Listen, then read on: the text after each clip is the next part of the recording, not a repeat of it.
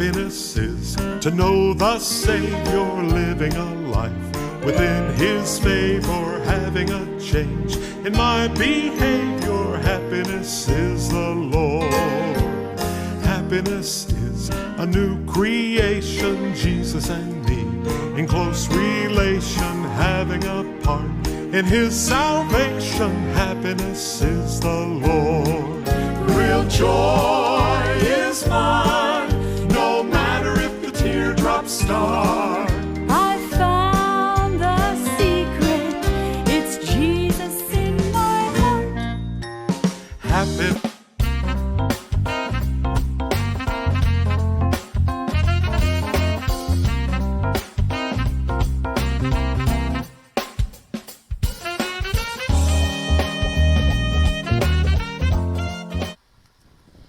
Good morning, good afternoon, good evening, wherever you are.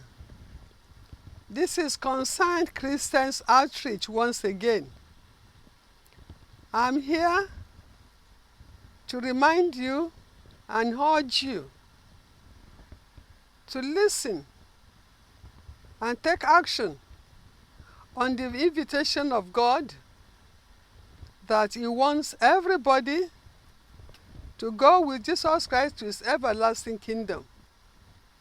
Jesus Christ is coming the second time to take His anointed people.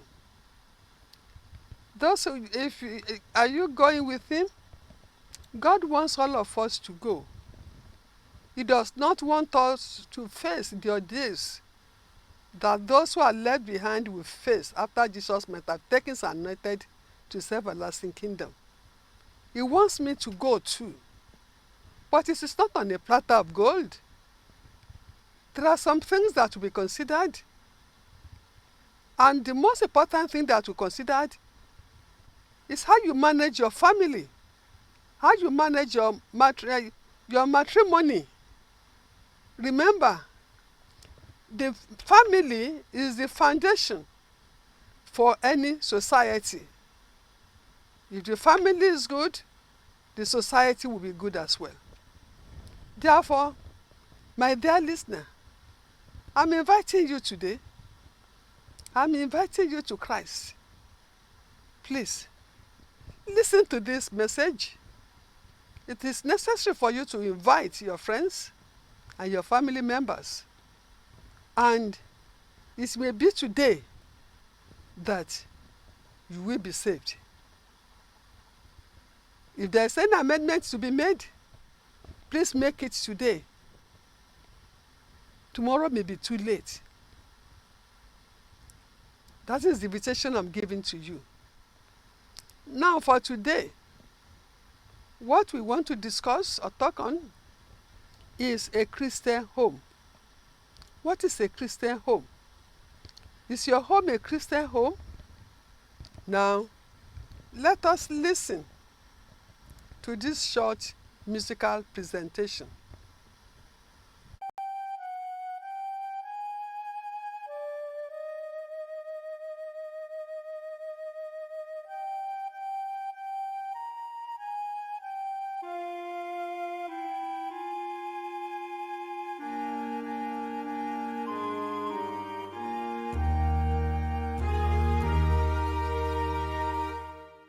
God gave us Christian homes, homes where the Bible is loved and taught, homes where the Master's will is sought, homes crowned with beauty or love has drawn.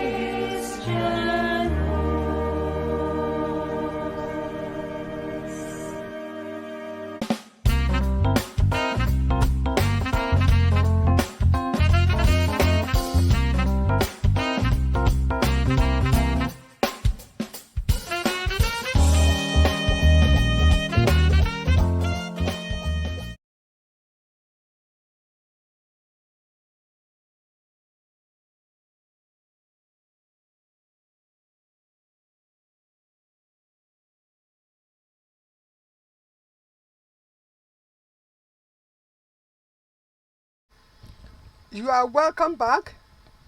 Hope you enjoyed that wonderful musical presentation. As earlier said, the topic for today is Christian home. You have listened to that wonderful musical presentation. Now, we have, first of all, to look at those at the two words one by one. What is a home? A home are the people who live in a house. And a home is the result of marriage. And marriage is instituted by God. And when God instituted marriage, He gave duties to everybody. And who are those people that are in the home? You find the father, who is also the husband, and is the spiritual head of the home and the provider of the home. The spiritual head, just as Jesus Christ, is the head of the church. The wife, or the woman, or the mother, that is the helper that God made in the same image as Adam to assist him. And both of them are to work together to bring up the children who complement the family. So, both the father and the mother have the responsibility of bringing up their children in the way of God. Now, many people make this mistake. They call themselves Christians when they are not. And who is a Christian? A Christian is somebody who acts like Jesus Christ, who has the qualities of Jesus Christ. And what are these qualities? Love, the spirit of forgiveness, generosity, is kind, and is ready to suffer, protect others. Then, not only that, a Christian is somebody who believes in Jesus Christ. So when we talk of a Christian home, we are talking of a home where Jesus Christ is the foundation of the home. Now, if we look at the book of Psalm, chapter 127, verse 1a, it reads thus: Unless the Lord builds the house, the builders, they labor in vain who build it. That is, only God can build a house. Then, but some of us make some mistakes. We call ourselves Christians, or we say our home is a Christian home, when in actual fact it is not. Some believe that since their children go to church regularly, they can learn off head as many Bible verses as possible. They attend all church activities, then they are from Christian home. That is wrong. Some believe that because they are in a Christian environment, therefore their home is a Christian home. That one too is not correct.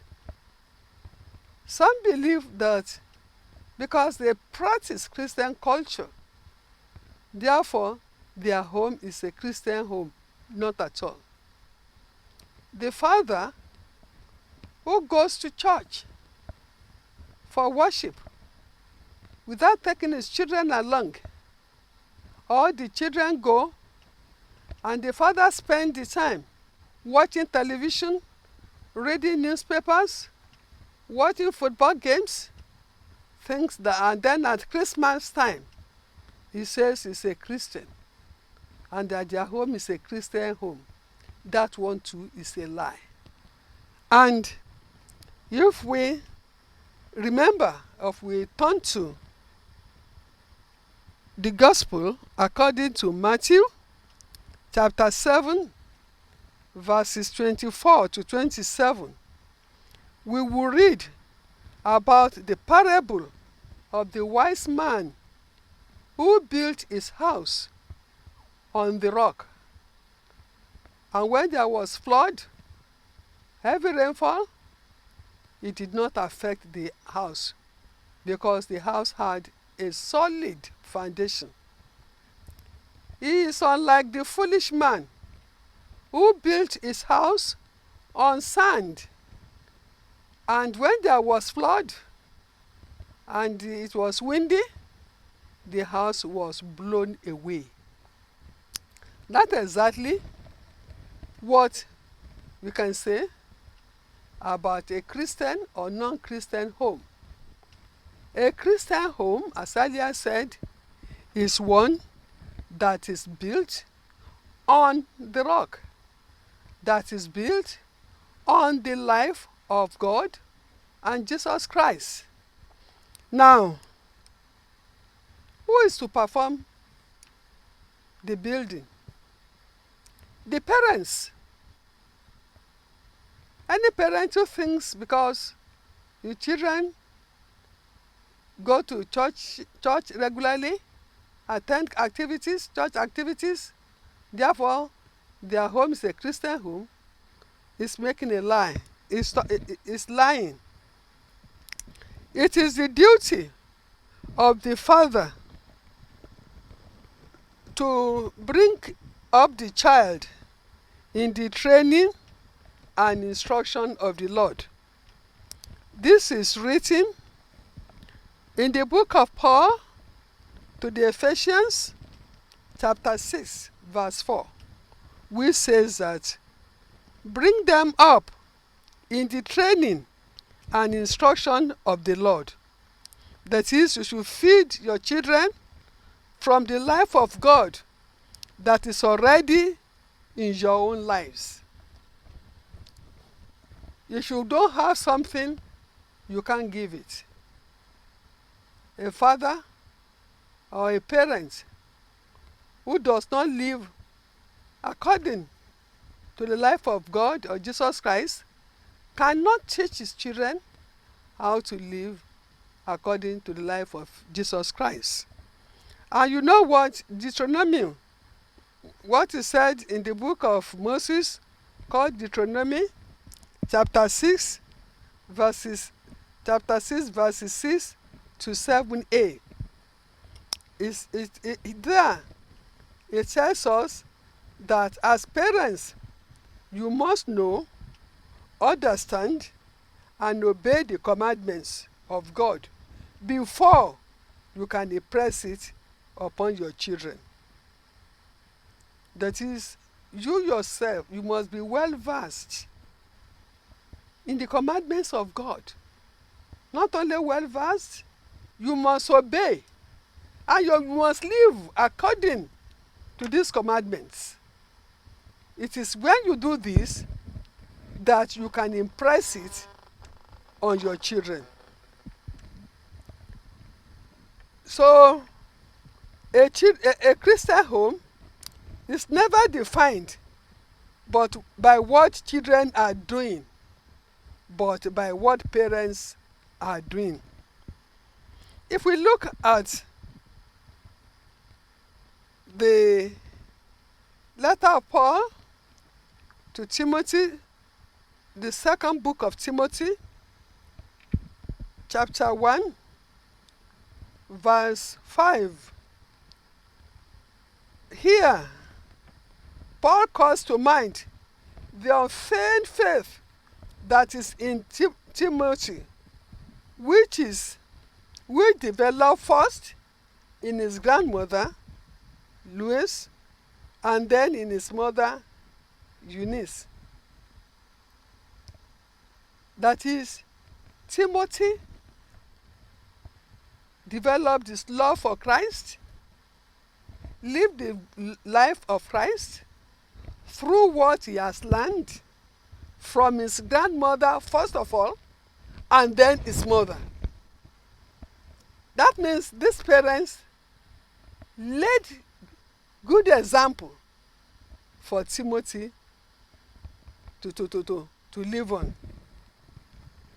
So as parents, it is your duty to prepare your children to be ready to meet Christ at any time. Then, what are you going to do? Now we have said, yes, you are not this, you are not that. That your home is not a Christian home. But what can you do? It's not too late. Today may be the day you will be saved, your family will be saved. Listen to what you can do to make your home a Christian home. You must have regular time of daily family worship. Regular time, not that you do it at 6 o'clock today, tomorrow you do it at 7 o'clock, next day you come back to 6:30. It must be regular time of daily worship.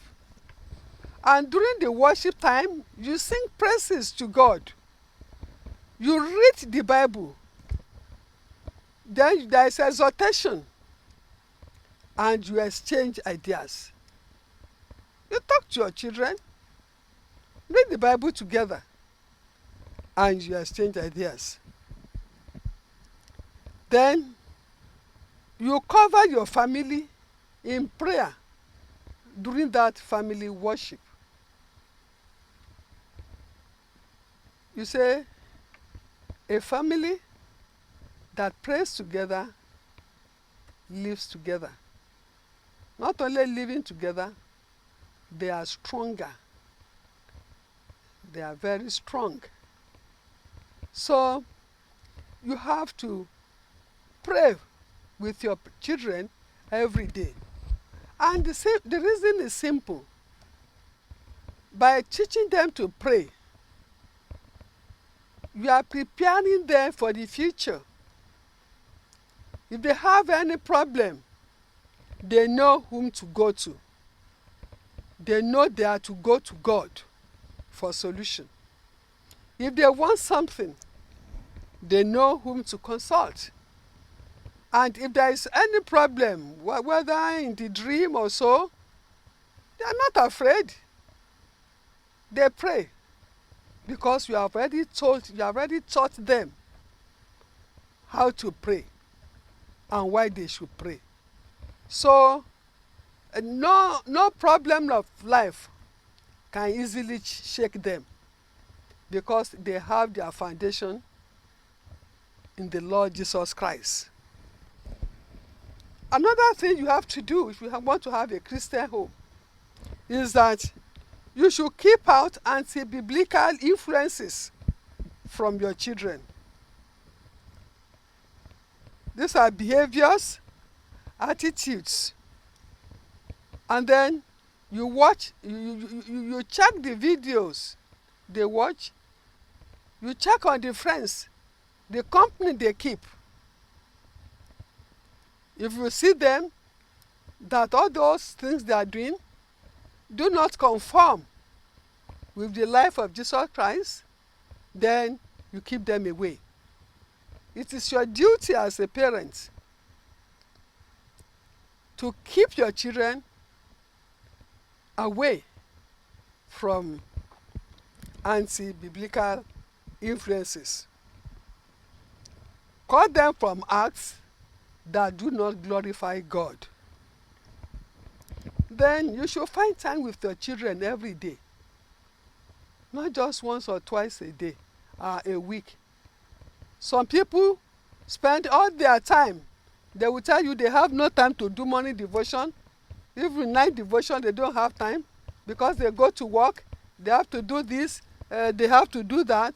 They pay more attention to worldly things than keeping their children, teaching their children the way and words of God. So you should find time for your children. See that you see quality time with your children and you teach them the way of God and the words of God. Then you must also see that your children live quality life. They should love each other. They should trust each other. They should be able to depend on each other when there is problem. What I'm saying is that, you see, this life of God reflects in the life of everybody who resides in the house, that even in the neighborhood, people know them, that yes, these are followers of Jesus Christ. It is not for you to say you are a born-again Christian, then they see you cursing your housemaid. No. Everything you do, whether you are eating, whether you dress up, whether you talk, let it glorify God. Let it glorify God. It is then, if everybody in your home does this, it is then you can say your home is a Christian home. A home where God is the foundation. And perhaps to say it again, I will say a Christian home, in a Christian home, there is love and honor for Christ. In everything they do, they honor and love Christ. They seek to live in a way consistent with their faith. And when they wonder, when they sin, immediately they know they have sinned, they confess and ask for forgiveness. So, and even if another person offends them, they easily forgive. You must remember that when in Deuteronomy 6, chapter 6, verses 6 to 7a, Moses told them that as parents, you must know, understand, and obey the commandments of God before you impress it upon your children. That is Deuteronomy 6, verses 6 to 7a. This one too is emphasizing the fact that it is the duty of the parents to train their children in the way of the Lord and let them know the words of the Lord. It is not for you as a parent to say when they go to church, they will teach them all this. Or when they go to school, they will teach them all this. So my dear listener, please check your mind. Is your home a Christian home? I'm asking myself too. Is my home a Christian home? Can we see the love of Christ in my life, in your home? Can we see the love of Christ in your home? Do you show love, forgiveness to others? All these qualities of Jesus Christ, in the life of Jesus Christ, are they in you? Are you generous? Are you kind? Do others see this in your life? At your work, does it show? Because to have a good society, you must have a good home. Invariably, children from what we call a Christian home will always be as good examples for the society. So, my dear listener, please know that you cannot, because you live in a Christian culture, say your home is a Christian home, because you are in a Christian environment. No. Jesus Christ must be the foundation of your home, and you must live the life of Jesus Christ, where you show love, forgiveness, generosity, kindness, and others like that to your neighbor. So, my dear listeners, I'm asking you to please pass this message. Share this message with your friends, with your family friends. Today may be their saving day. Share it, like it, follow. And if you go to your YouTube, you are going to find Concerned Christian Outreach there. Please subscribe to it. You are helping this ministry to grow. Please join us this time next week as we bring you another episode of Ìdílé Aláyọ̀. God bless you. Bye for now.